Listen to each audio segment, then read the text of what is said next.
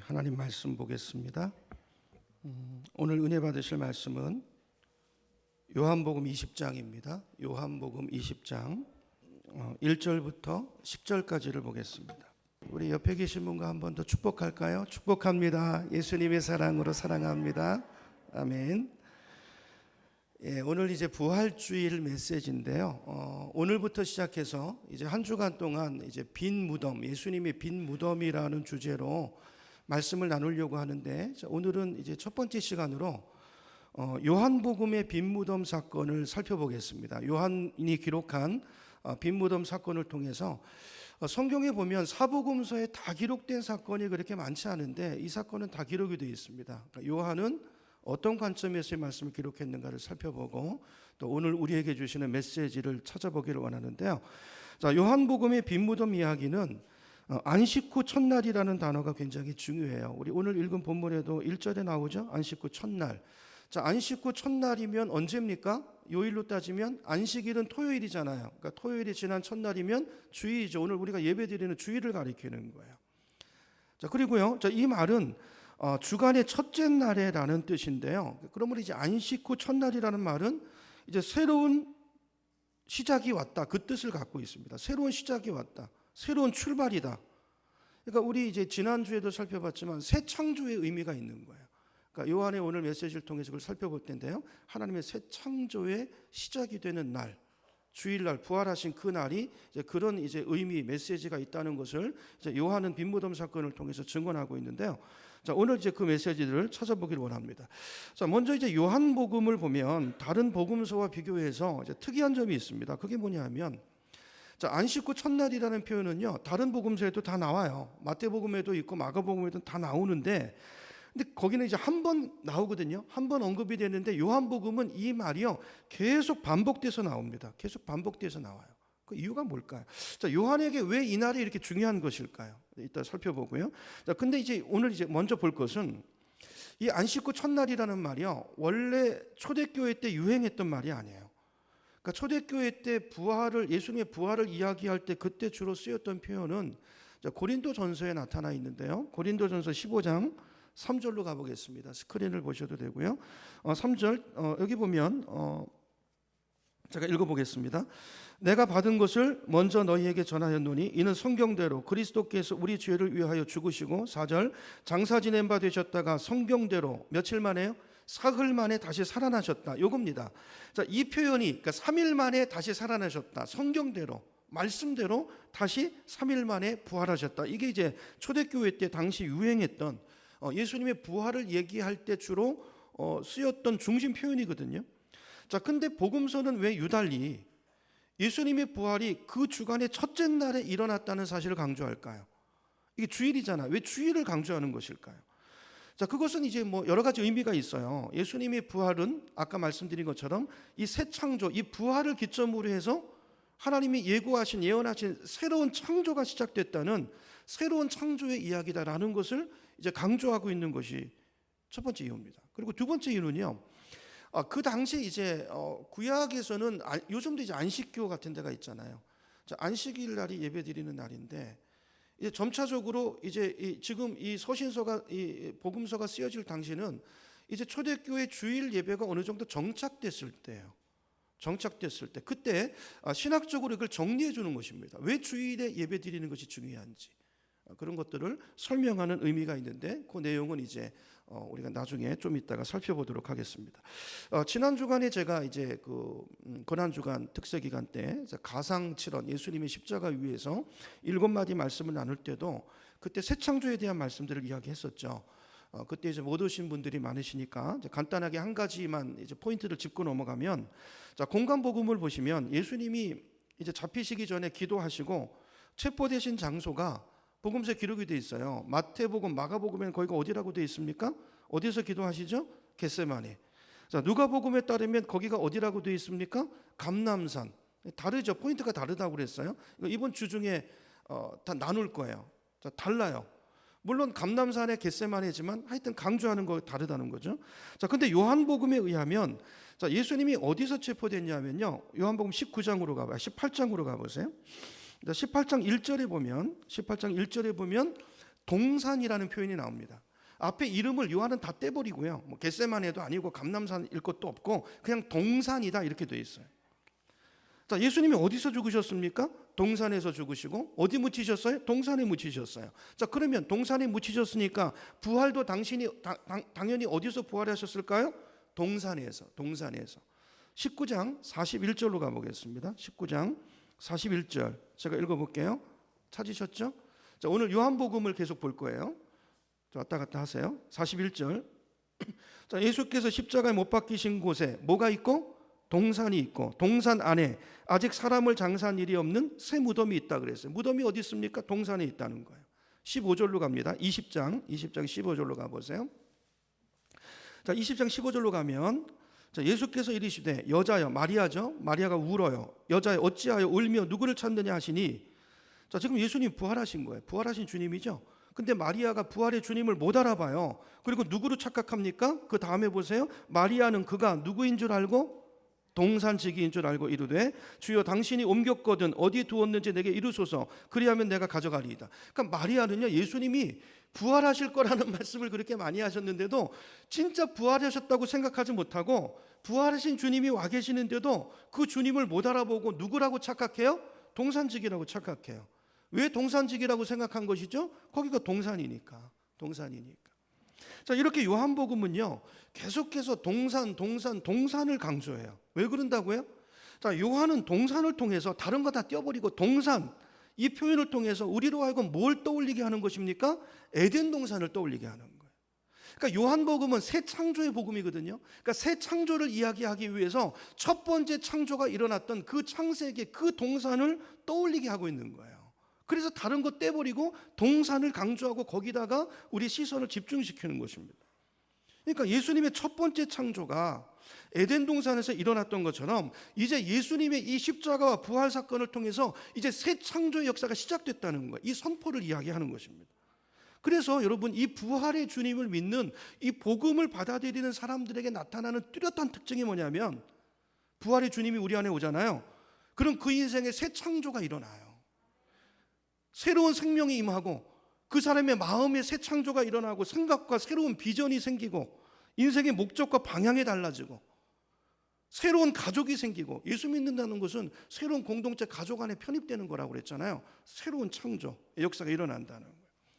자, 이러한 새 창조의 비전을 보여주는 말씀이 있는데 20장 22절로 가보겠습니다. 요한복음 20장 22절로 가보면, 자, 여기 지금 언급되는 예수님은 부활의 주님이죠. 부활하신 주님이세요. 22절입니다.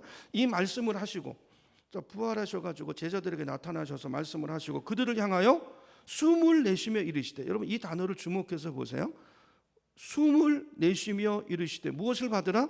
성령을 받으라 그랬어요. 자, 여기 숨을 내쉰다는 표현이 헬라어로요 엠피사우라는 단어입니다. 엠피사우, 굉장히 중요한 단어인데요. 자, 이 동일한 표현이 어디 나오냐면요 창세기 2장 7절에 나와요. 자, 지금 창세기에서의 창조와 요한이 지금 이 예수님을 통해서 일어나는 부활과 십자가를 통해서 일어나는 새 창조를 이야기하는데, 이 엠피사오, 주님이 지금 20장 22절에서 창조의 행위를 하시는 거예요. 창조의 행위를 하시는 거라고요. 성령으로 제자들을 새롭게 창조하시는 거예요. 자, 그 단어 창세기 2장 7절로 가보겠습니다. 창세기 2장 7절로 가면 에덴 동산 안에서의 첫 번째 창조 사건이 기록이 되어 있는데요. 창세기 2장 7절 보면 제가 읽습니다. 여호와 하나님이 땅의 흙으로 사람을 지으시고 생기를 그 코에 불어넣으시니, 자, 여기 생기를 그 코에 불어넣으시니, 여러분 이 표현과 아까 숨을 내쉬며, 이게요 이제 우리말 성경이 다르게 되어 있는데, 여러분 구약은 히브리어죠, 신약은 헬라어죠. 근데 구약 성경을 헬라어로 번역해 놓은 성경이 있어요. 근데 다 같은 단어를 쓰고 있어요. 이게 같은 말이란 얘기예요. 같은 말이에요. 숨과 생기가 같은 단어고요, 내쉬며와 불어넣으시니가 같은 단어예요. 예수님이 지금 22장에서 부활하셔서 지금 뭐 하고 계시는 거예요? 새 창조를 행하고 계시는 거예요. 이 엠피사오가요 에스겔서에도 나옵니다. 에스겔서 37장 9절로 가보겠습니다. 에스겔서 37장 9절 스크린에 있는데요, 제가 읽어봅니다. 또 내게 이르시되 인자야, 인자는 누굴 가리키는 거예요? 예수 그리스도, 장차 오실 메시아 예수 그리스도. 인자야, 너는 생기를 향하여 대언하라. 이거를 지금 끌어와서 예수님이 하시는 거예요. 생기를 행하여 대언하라. 생기에게 대언하여 이르기를 주 여호와께서 이같이 말씀하시기를 생기야 사방에서부터 와서 이 죽음을 당한 자에게 어떻게 해서 불어서 창세기에 숨을 불어넣으시고 생기를 불어넣으시고 숨을 내쉬고 예수께서 같은 단어에 불어서, 그죠? 엠피사오입니다. 엠피사오. 이때도 엠피사오예요. 그러니까 이 에스겔 말씀의 배경은요, 하나님께서 선지자를 통해서 무너진 이스라엘을 내가 새롭게 창조하시겠다는 약속의 말씀이거든요. 그러니까 전부 성경을 보면 이 단어는 창조와 관련이 되어 있는 단어예요. 근데 이 단어를 지금 요한이 기록하고 있는 거예요. 예수님이 뭐 하고 계시다고요? 성령으로 제자들을 새롭게 창조하고 계시다는 것입니다.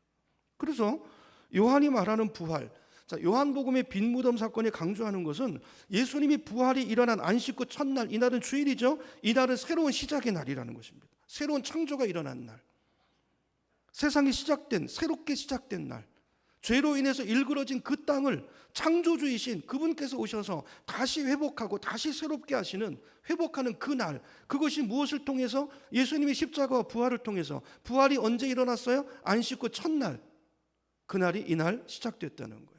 그래서 초대교회는 자연스럽게 이 성경의 구속사적인 맥락에서 안식일의 완성인 이 주일, 새로운 창조의 날을 예배의 날로 정하고 이날 예배하고 있는 거예요. 근데 요한은 이걸 이제 강조하는 가운데서 특별히 예수님께서 사람으로 죽으시고 육체로 부활하셨다는 걸 강조합니다. 이게 굉장히 중요해요. 이게 기독교 교리 중에서 그분은 하나님이시면서 동시에 사람이세요. 이 땅에 사람으로 오셔서 사람으로 사셨고 육체를 가지고 죽으셨고 또 부활하실 때도 육체를 가지고 부활하셨어요. 요한복음 19장 34절입니다. 요한이 이걸 계속 강조하는데요.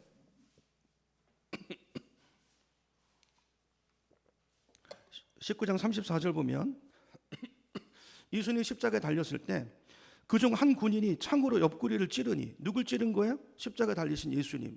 옆구리를 찔렀죠. 찔르니까 어떻게 됐어요? 거기서 물과 피가 나왔다는 거예요. 뭘 말하는 것입니까? 예수님이 육체로 이 땅에 계셨고 그 육체를 가지고 십자가에 달려서 육신을 가지고 죽으셨다는 거예요. 그걸 지금 얘기하는 거예요. 그래서 이 물과 피가 등장하는 것입니다. 요한복음에 20장 17절로 가보겠습니다. 20장 17절로 가보시면, 자, 예수님이 부활하셔서 이제 마리아에게 뭐라고 말씀하시냐면 나를 붙들지 말라라고 하는 말씀이 나와요. 17절. 예수께서 이르시되 나를 붙들지 말라. 이 붙들지 말라는 단어는요, 이거 헬라어로 현재형이거든요. 그러니까 마리아가 붙들고 안 놓는 거예요. 그러니까 예수님을 만지는 거를 하지 말라는 게 아니라 마리아가 붙들고 안 놓는 거예요.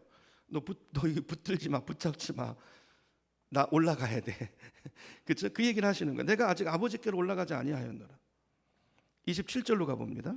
요한복음 20장 27절로 가보시면, 자, 도마에게 이르시되 내 손가락을 이리 내밀어 내 손을 보고 내 손을 내밀어 내 옆구리에 넣어보라.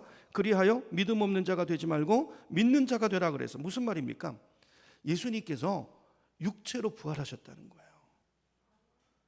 마태가 그걸 말하는 거예요. 그걸 믿지 못하는, 아까 마리아도 못 믿었잖아요. 예수님 부활하셨는데 동산직인 줄 알고.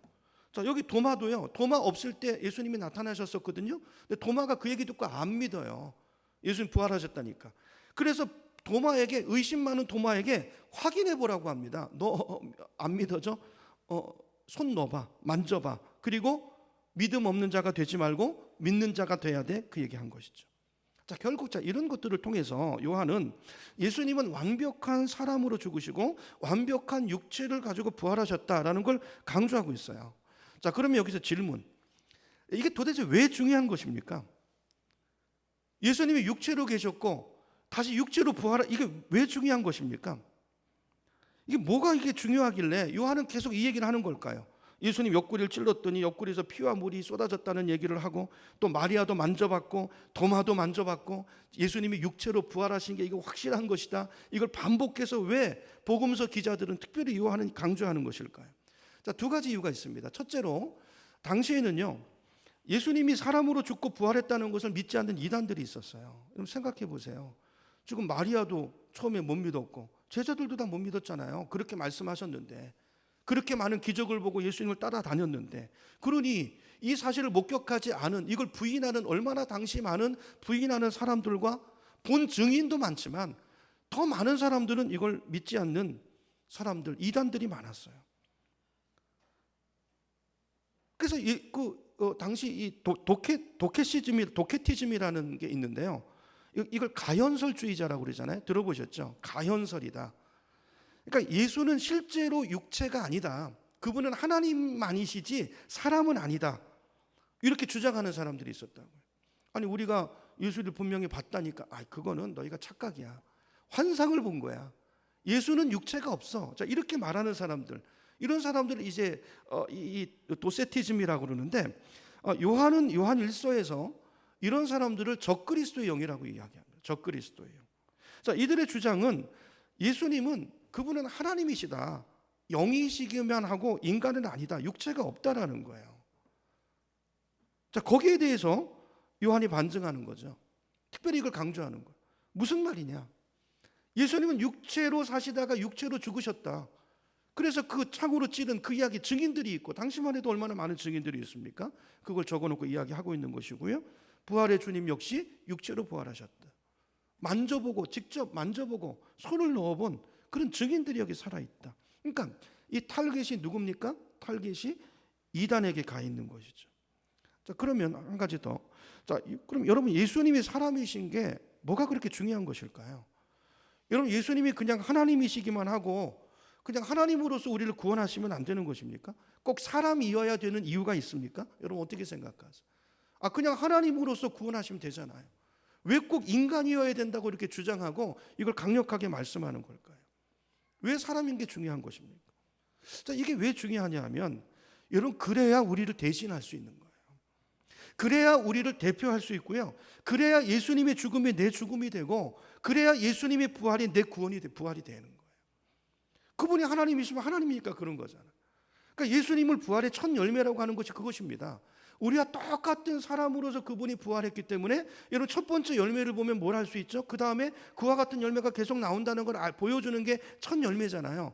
예수님이 사람으로 이 땅에 오셔서 육체로 죽으셨고 육체로 부활하셨어요. 그리고 그분을 믿는 자들에게 똑같은 부활의 열매가 우리 죽은 생명 가운데 맺힐 거라는 이 소망을 보여주는 메시지가 부활 사건인 것이죠. 그럼 이게 굉장히 중요한 것입니다. 교리적인 굉장히 중요한 포인트가 있기 때문에 사실은 이거를 무너뜨리면 기독교의 복음 자체가 바로 무너지는 거예요. 굉장히 중요한 어떤 변곡점이 되는 포인트적인 말씀이죠. 자, 두 번째는 큰 두 번째로 살펴본 것은 이것도 이제 요한복음의 특이점인데요. 자, 요한복음을 이제 읽어보시면 20장을 여러분 집에 가서 우리 10절까지 봤지만 다 한번 읽어보세요. 여기 보면 이제 빈 무덤과 관련해서 요한은 다른 이야기를 설명하지 않습니다. 베드로하고 사랑하는 제자는 누굴 말하는 거죠? 자기 요한을 말하는 거예요. 그러니까 두 사람이 달리기 시합한 얘기만 나와요. 오늘 본문에 읽었죠. 여러분 누가 달리기 실력이 더 좋죠? 누가 더 빨라요? 요이 땅하고 달렸는데 4절 보세요. 4절 보면 둘이 같이 다름질했는데 누가 빨리 도착했어요? 요한이 도착했어요. 그런데 무덤 안에는 누가 먼저 들어가죠? 누가 먼저요? 베드로가 먼저 들어가요. 자, 이런 식으로 요한복음을 보면 요한은요 등장인물들의 특징을 묘사하는데 기록을 할애하고 있어요. 자, 왜 이런 이야기를 기록하는 것일까? 자, 요한이 기록한 마리아 스토리도 보면요 마리아는 굉장히 충성된 사람이에요. 충성된 사람. 십자가 예수님이 죽으실 때도 그랬고 또 부활하실 때도 그렇고 일편단심. 마리아는요 예수님을 떠나지 않습니다. 예수님만 따라가요. 충성스러움이죠. 자, 그걸 딱 묘사해 놓고, 자, 그런데 오늘 말씀해 보면 마리아는 장점이 있지만 단점도 있어요. 단점은 뭘까요? 너무 고지식해요. 충성스러운데 고지식해요. 울고만 있어요. 자, 20장 11절로 가보면 마리아는 무덤 밖에 서서 울고 있더니 그랬어요. 운다고 문제가 해결되는 건 아니잖아요. 근데 마리아의 특징이 뭐냐면 충성스러운데 고지식하다는 거예요. 문제를 해결할 수 있는 어떤 액션이나 행동이나 이런 추진력이나 이런 거는 잘 보이지 않아요. 그냥 너무 좌절돼가지고 슬퍼해가지고 울고 있는 모습을 묘사하고 있어요. 자, 이게 캐릭터들의 특징을 지금 요한은 굉장히 섬세한 사람이거든요. 그런 것들을 자세하게 기술을 하고 있어요. 자, 그러면 베드로는 어떤 사람이죠? 아까 분명히 달리기는 요한이 빨랐잖아요. 근데 무덤에 누가 먼저 들어가요? 베드로가 먼저 들어가요. 자, 그러면 생각해 보세요. 그럼 왜 요한은 안 들어갔을까요? 그리고 베드로는 왜 들어갔을까요? 성격 차이예요. 성격 차이. 캐릭터 차이입니다. 요한은 성격이 소심하고요. 신중한 면이 있는 사람이에요. 신중한데 조심스러워요. 소심해요. 행동이 이렇게 결단력이 좀 떨어질 수 있죠. 거기에 비해서 베드로는 어떻습니까? 베드로는요, 무대뽀예요. 무대뽀. 좋으면 그냥 좋아요. 기면 기고 아니면 아니고, 어떻게 보면 우리 이제 경상도 사람들이랑 비슷할 수 있어요. 그렇죠? 화끈해요. 근데 반면에 화끈하니까 실수가 많아요. 그죠? 오늘은 일리 갔다가 또 내일은 절리 가요. 어떻게 보면 가볍게 보이기까지 해요. 그렇죠? 좌충우돌해요. 좌충우돌. 자, 그래서 요한복음 21장에도 보면요, 베드로 얘기가 나오는데, 자, 갈릴리에서 고기 잡다가 다른 사람이 야, 주님이시다, 예수님을 발견해요. 그러니까 베드로가 그 얘기 듣고 어떻게 합니까? 바로 바다로 뛰어들어가요. 물불 안 가려요. 기다 그러면 그냥 바로 행동해 버리는 거예요. 그러니까 적극성과 열정, 이게 이제 베드로의 장점이면서 동시에 단점으로 나타나기도 하죠. 그렇죠? 그걸 뒤집으면 덤벙대는 것이고 왔다 갔다 하는 것이라고 그랬죠. 자, 근데 자, 요한은 아까 본 것처럼 굉장히 신중해요. 꼼꼼하고 철저하고 일찍 도착해서도요, 그냥 움직이지 않습니다. 따져봐요. 그렇죠? 무덤 밖에서 안을 들여다보고 살피고 들어갈까 말까 신중한 반면에 좀 소극적이에요. 소극적이에요. 자, 그런데 자, 이런 인물 묘사를 통해서 요한이 뭘 말하고 싶은 걸까요? 예수님을 말하고 싶은 거예요. 예수님. 여러분, 예수님은요, 제자들의 이런 약점들을 전부 다 덮으세요. 그리고 뭘 사용하시죠? 그 사람의 장점을 사용하세요. 여러분, 사람은 누구나 장점이 있고 단점이 있습니다. 우린 다 달라요. 근데 보통 사람들은 그 사람의 단점에 집중하죠. 단점을 비난하고, 그렇죠? 그렇게 하지만 그러나 예수님은 그러지 않고 단점은 덮으시고 장점은 주목하시고 그 장점을 통해서 하나님 나라의 귀한 일꾼으로 그 사람을 세우시는 것이 바로 예수님이라는 것을 요한이 말씀하고 있는 것입니다. 여러분, 예를 들어서 그래서 보세요. 자, 예수님께서 이 섬세한 요한에게는 어떤 일을 맡기십니까? 성경을 기록하는 일을 맡기잖아요. 세심하고 신중함을 통해서 요한복음을 보세요. 요한복음을 보면 요한복음 굉장히 자세하기도 하지만 또 요한복음은요, 다른 복음서를 다 보고 거기에 없는 내용들을 많이 기록했어요. 근데 그 묘사를 보면 빠진 것들을 굉장히 섬세하고 자세하게 기록하기 때문에 요한복음을 통해서 우리는 훨씬 더 많이 예수님에 대해서 그릴 수 있어요. 섬세하죠. 근데 요한이, 여러분, 요한복음 말고 나중에 또 어떤 성경을 기록하죠? 요한계시록.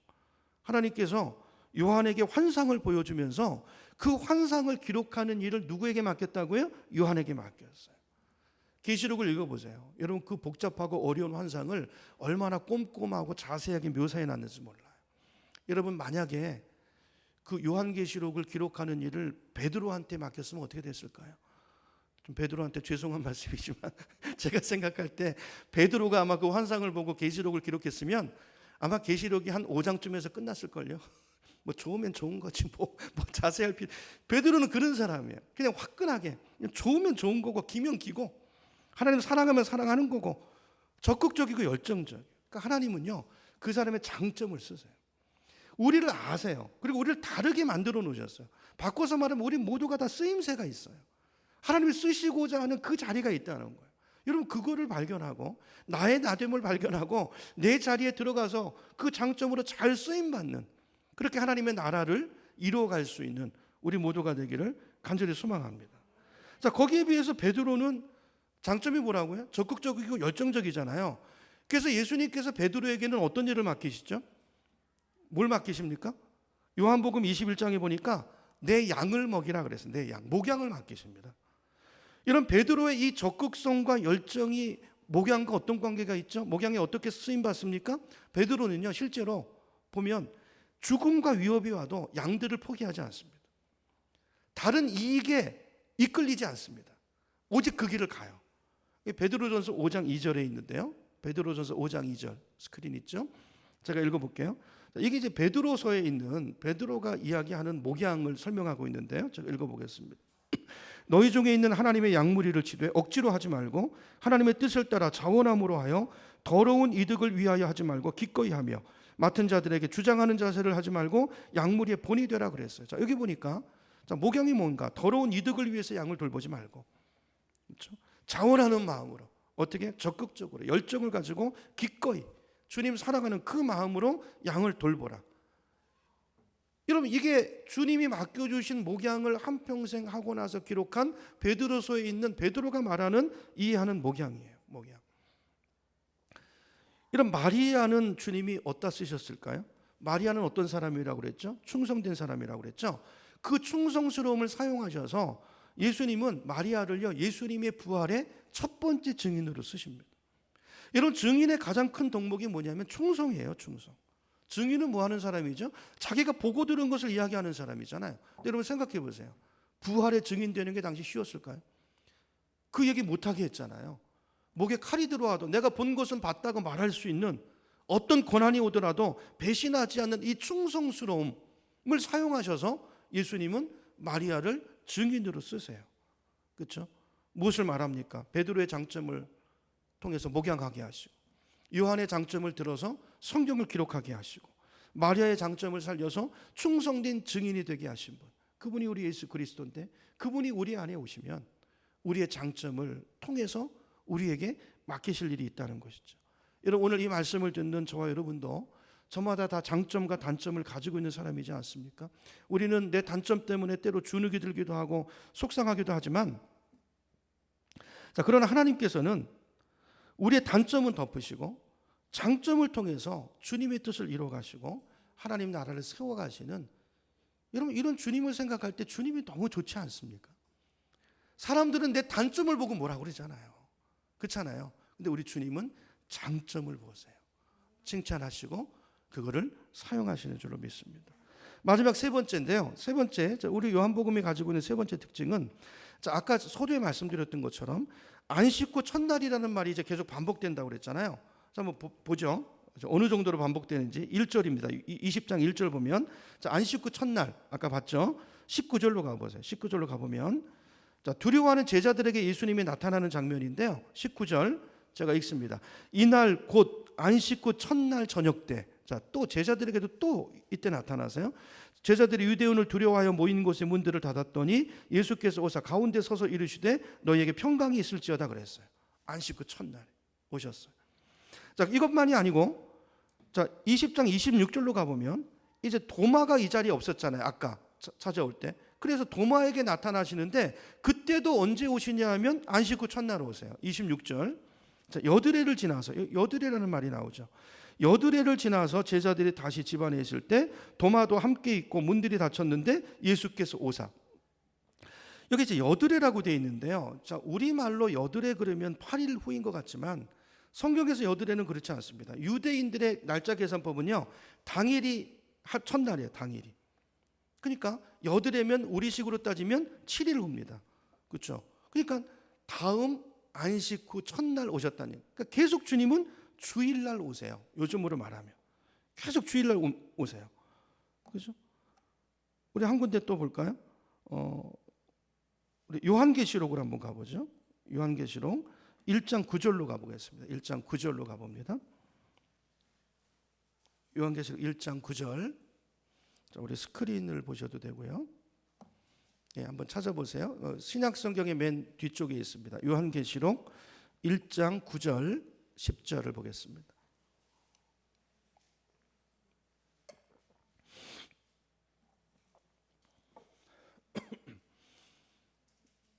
요한계시록 1장 9절 10절 제가 읽어볼게요. 나 요한은 너희 형제여 예수의 환난과 나라와 참음에 동참하는 자라. 하나님의 말씀과 예수를 증언하였으므로 말미암아 반모라 하는 섬에 있었더니 10절 어떤 날에요?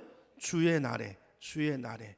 두 자로 줄이면 주일에 내가 성령에 감동되어 내 뒤에서 나는 나팔 소리 같은 큰 음성을 들으니. 자, 여기 보니까 요한이 반모섬에서 계시를 받아서 요한계시록을 기록하는데 하나님께서 그 계시를 언제 주셨다고 이야기해요? 주일에 주셨다는 거예요. 주일에 주셨다는 거예요. 자, 지금까지 보세요. 계속해서 주일에, 예수님이 부활해 주는 주일에 나타나세요. 제자들에게, 마리아에게, 도마에게, 또한 계시록을 그 환상을 주기 위해서 주일에, 종말의 환상도 계속 주일에 오시는 주님을 이야기하고 있어요.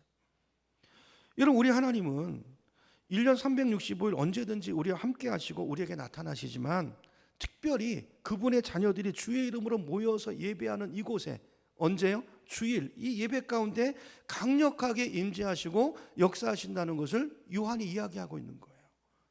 요한이 그걸 말하는 거예요. 3절로 가봅니다. 요한계시록 1장 3절로 가보세요. 요한계시록은 여러분 예배문헌입니다. 예배문헌인데 1장 3절을 보세요. 자, 거기 보면 같이 읽어볼까요? 1장 3절 시작. 이 예언의 말씀을 읽는 자와 듣는 자와 그 가운데 기록한 것을 지키는 자는 복이 있나니 때가 가까웁니다. 자, 여기 이 예언의 말씀은 뭐죠? 요한계시록을 말하는 거예요.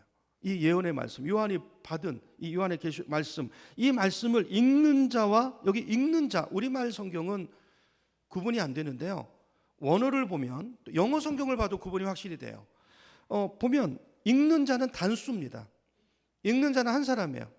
그 다음에 듣는 자, 원문을 보면요, 읽는 자는 하나고 듣는 자들로 되어 있고요, 그 가운데 기록한 것을 지키는 자들은 복이 있나니, 이건 다 복수로 되어 있어요. 이게 무슨 말입니까?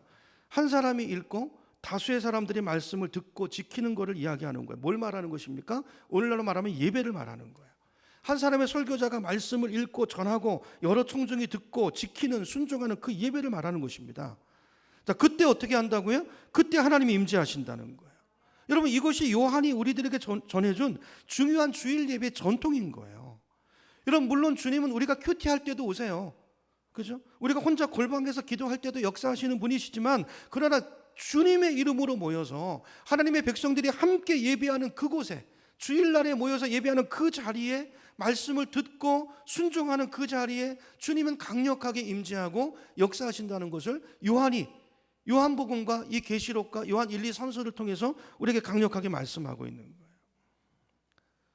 여러분, 요한이 말하는 것은요, 다시 이제 요한복음 20장으로 돌아와 보세요. 거기 보면 예수님이 마리아에게 나타났을 때 마리아는 뭐 하고 있었죠? 11절 보면 뭐 하고 있었다고 그랬죠? 아까 울고 있었다고 그랬죠. 자, 예수님이 제자들에게 주일 저녁 때 나타났을 때 제자들은 뭐 하고 있었죠? 문을 잠그고 무서워서 두려워 떨고 있었어요. 19절로 가보세요. 두려워하고 있었어요. 자, 예수님께서 그 자리 도마가 없었잖아요. 다시 도마에게 나타났을 때 도마는 뭐 하고 있었죠? 뭐 하고 있었습니까? 의심하고 있었잖아요. 그렇죠? 울고 있고 두려워하고 있고 의심하고 있는, 그죠? 그런 제자들에게 나타나서, 예수님이 주일날 나타나서, 그때 나타나서 주님이 하신 일이 뭐죠? 슬픔을 기쁨으로 바꾸세요.